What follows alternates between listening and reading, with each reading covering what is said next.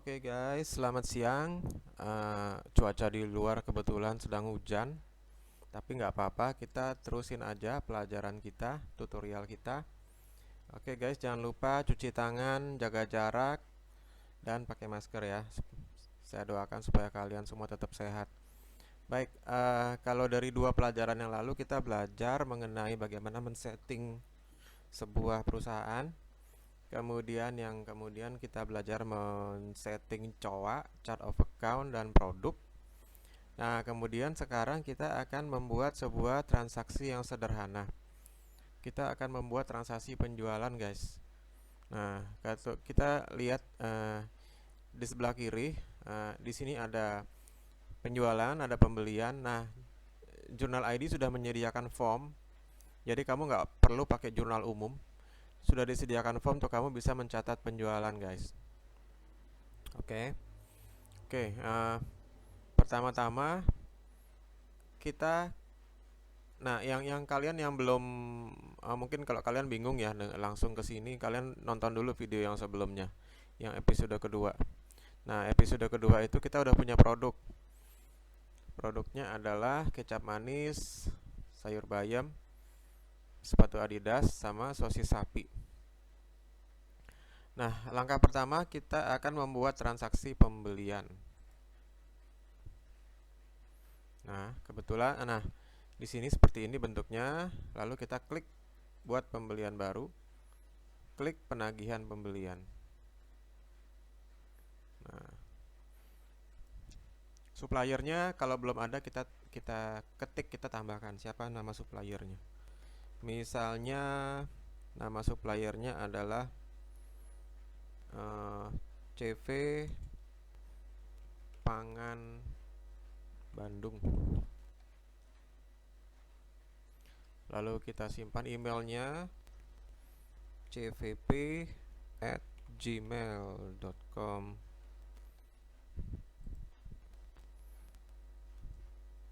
Taruhlah di jalan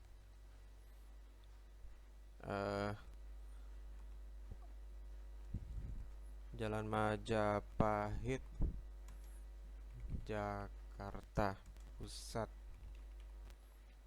Teleponnya 021, asal aja ya. Ya, namanya Bandung tapi kok domisili kantornya Jakarta. Kayak aneh. Terus nah ini begitu kita ketik dia akan muncul nih, alamatnya muncul, emailnya muncul. Nah, tanggal transaksi misalkan tanggal 2 Januari 2021. Nah, oleh CV Majapahit, oleh CV Pangan, kamu dikasih syarat pembayaran 30 hari. Oke. Nah, kemudian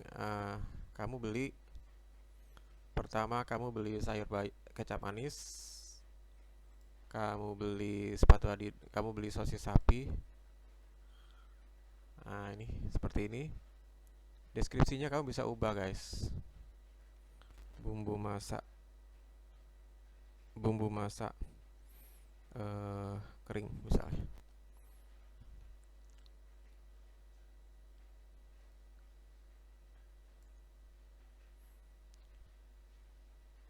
Kemudian kuantitasnya kecap manis kamu beli 10, sosis sapi kamu beli 10. Kecap manis beli di harga 10.000, kemudian sosis sapi 24.000. Klik, nah dia muncul. Kemudian kita klik buat pembelian.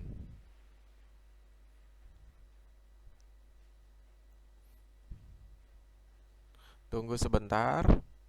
Nah, ini muncul nih, purchase invoice nomor 1001 10001.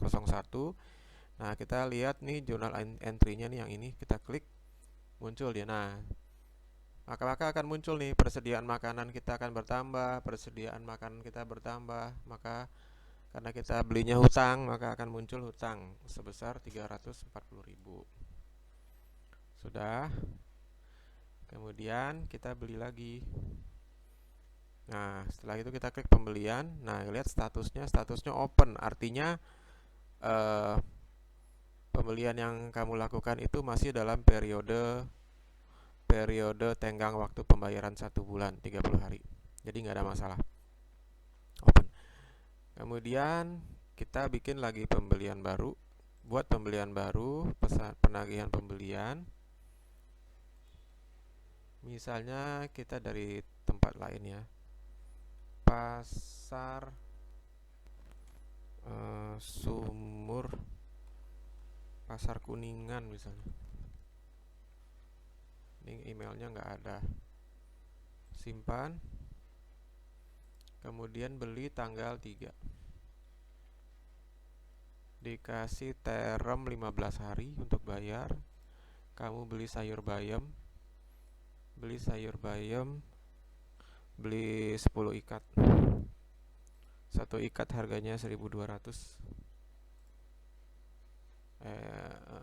Beli 50 ikat aja. 100 ikat. Nah gitu guys. Klik buat pembelian. Nah kalau misalkan masih ada yang salah, tinggal klik ubah.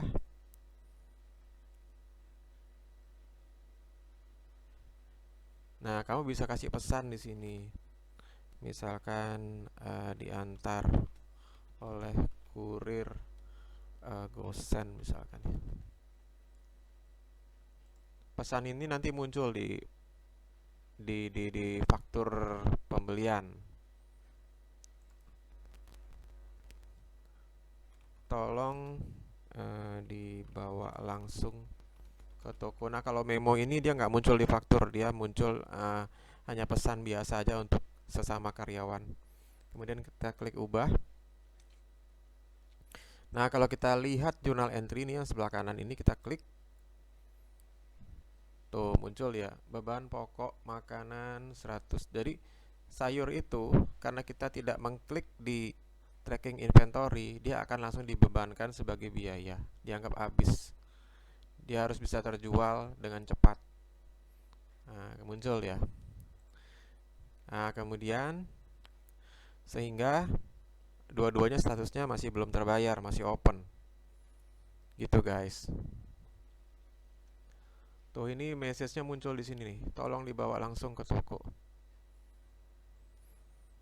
Nah, sesudah itu baru kita bisa melakukan penjualan. Kita sekarang melakukan penjualan ya. Klik penjualan. Buat penjualan baru, penagihan penjualan. Saya ulang ya. Buat penjualan baru, penagihan penjualan atau invoice. Nah, kita akan buat penjualan. Jadi ceritanya pada saat penjualan teman-teman sudah bikin nota, lalu notanya itu kita salin satu persatu ke jurnal ID. Misalkan nama pelanggannya siapa. Kalau memang sempet nanyain nama pelanggan, ditulis aja guys, Ahmad misalkan ya. ahmad@gmail.com.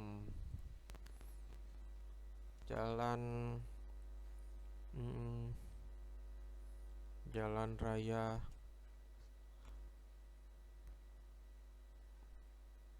Raya Kebon Jeruk nomor 10 Jakarta. Kita ketik nomor HP-nya, lalu simpan. Nah dia akan muncul. Nah kemudian kita bayar cash. Nah apa aja yang dibeli sama Ahmad? Pertama dia beli sayur bayam, dia beli kecap manis, lalu dia beli sayur bayam, sosis sapi. Nah udah, kejadiannya tanggal 10 Januari. Tanggal 9 dah, tanggal 8 aja ya. Cash sudah. Nah kecap manis, nah ini harga satuannya kita bisa input guys. Nanti kita bisa input price list. Nah misalkan harganya kita input price list dulu ya, untuk kecap manis sama sosis. kecap manis sama sosis. Klik kecap manis, lalu kita klik ubah produk. Nah, di sini ada harga jual. Harga jual misalkan untuk kecap manis kamu jual di harga 18.000. Sorry, misalkan 25.000. 25.000. Oke. Lalu kamu perbaharui, klik perbaharui produk. Kemudian untuk sosis sapi kamu jual di harga 45.000. Lalu klik perbaharui produk. Nah, kemudian kita balik lagi ya ke penjualan.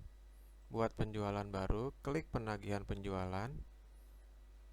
Nah, pelanggannya misalkan namanya Ahmad. Oh, langsung muncul dia alamat dan emailnya. Nah, kejadian tanggal 8. Kemudian kita klik Ahmad ini ternyata membeli kecap manis dan dia membeli sosis sapi. Dia membeli kecap manis sebanyak 5 unit, 5 bungkus, dan dia membeli sosis sapi sebanyak 3 bungkus. Nah, gini. Jadi total dia belanja sebanyak 260.000. Nah, kamu bisa juga bisa tambahin PPN di sini guys kalau mau, tapi kalau saya nggak nambahin PPN ini. Nah, seperti itu. Kita tunggu. Nah, misalnya nih ada yang salah nih ya, kecap manis satuannya bukan bungkus tapi botol. Kita bisa rubah nih, produk, klik kecap manis, lalu kita ubah. Nah, ini satuannya botol ini, bukan bungkus. BTL. Nah, gitu guys. Kita klik perbaharui produk. Jadi. Nah, kemudian lihat di sini bahwa kalau di jurnal ini ketika kita melakukan sales, membuat penjualan, itu belum langsung terbayar secara sistem guys. Untuk bisa, kalau misalkan si Ahmad sudah bayar, kamu harus klik tindakan ya, kemudian klik tindakan, kamu klik terima pembayaran. Nah, misalkan bayarnya pakai apa nih? Bayarnya pakai cash. Oke, pakai cash. Kejadiannya tanggal 8 tadi. Cara pembayaran cash tunai. Jumlahnya 260. Nah, seperti ini. Ini bisa macam-macam guys, bisa 260, bisa 100.000, bisa berapapun, tapi nggak bisa lebih dari 260. Kita anggap aja dia bayar lunas ya. Lebih dari 260, kemudian kamu buat. Kalau masih ada yang salah, kamu tinggal klik ubah. Kalau ya kita klik batal. Nah, ketika kita sudah melakukan pembayaran, maka statusnya akan berubah menjadi paid. Klik lagi ya sales invoice-nya. Kita lihat jurnal entry-nya. Tuh. Piutang pada persediaannya berkurang. Piutang pada pendapatan. Kemudian harga pokoknya bertambah karena sudah ada pengurangan stok. Jadi ada 2 kejadian di sini. Pertama adalah penjualan, yaitu piutang di debit, pendapatan makanan di kredit. Lalu ada pemotongan stok, persediaan makanannya berkurang 50.000, persediaan makanan juga 72.000. Kemudian beban pokok makanannya bertambah menjadi 122.000. Nah, sekarang kita lihat laporannya guys. Klik laporan. Kita klik lihat neraca ya. Tuh. Dari penjualan tadi kita dapat uang kas 260. Sisa persediaan makanan ada 218.000. Kita masih punya utang 460.000. Gitu guys. Lalu kita ada laba dari penjualan yang tadi sebanyak 18.000. Kita lihat laporan laba rugi. Ini istilah laba rugi itu artinya berapa keuntungan kita pada bulan itu. Kita klik pada bulan ini. Nah, ini 1 Januari sampai 31 Januari 2021. Kita klik filter. Nah, itu guys. Maka dengan sendirinya dia akan masuk nih. Penjualan kita akan dilaporkan. Pendapatan makanan 260.000. Beban pokok makanan 242.000, sehingga kita dapat untung sebesar 18.000. Nah, seperti itu guys. Jadi transaksi yang jadi kamu nggak perlu bikin laporan. Yang kamu lakukan adalah menginput transaksi melalui formulir penjualan dan pembelian. Nah, jurnal ini langsung meng-create sendiri laporannya. Kalau kamu pengen lihat buku besar, kamu klik laporan, kamu klik buku besar.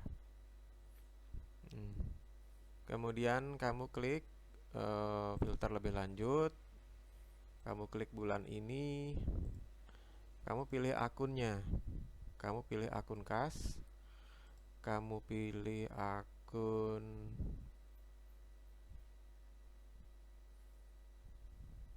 misalnya aku pilih akun pendapatan makanan. Klik filter. Nah, itu guys. Kita bisa ekspor ini ke Excel. Klik. Kita ekspor ke Excel.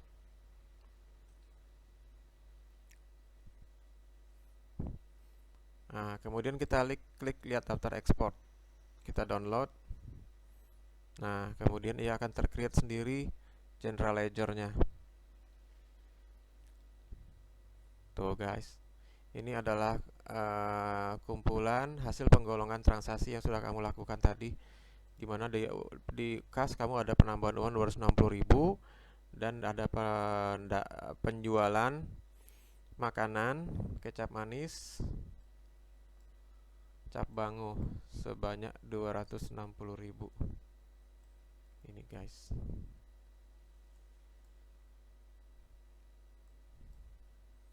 Tuh ada kecap manis cap bango dan bumbu masak sosis sapi dan sebagainya. Nah, kamu juga bisa ngelihat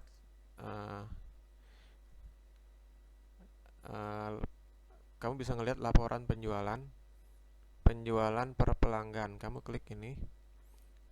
Saya ulang ya, laporan penjualan per pelanggan. Ketik bulan ini. Nah, udah gitu kamu tinggal lihat, klik filter. Tuh guys, ini nama customer namanya Ahmad. Dengan Ahmad ini kamu sudah jualan kecap manis dan sosis sapi. Nah, kayak gitu. Kalau kita klik produk. Nah, stok kamu sekarang untuk kecap manis tinggal 5. Sosis sapi tinggal 7. Kamu bisa lihat historisnya, sejarahnya di sini guys. Kamu tinggal klik aja. Nah, ini kecap manis. Tuh, kamu beli tanggal 2 Januari 10, lalu kamu jualan 5 botol sehingga sisa sekarang 5 botol. Nah, gitu guys. Simple dan gampang banget. Simple banget. Oke. Nah, jadi gitu yang bisa saya bagikan pada hari ini. Jadi kamu nggak perlu repot-repot, kamu nggak perlu bikin jurnal umum. Kamu cukup menggunakan form penjualan dan form pembelian. Nah, jangan lupa untuk yang pembelian ini karena statusnya masih open, artinya belum kebayar guys.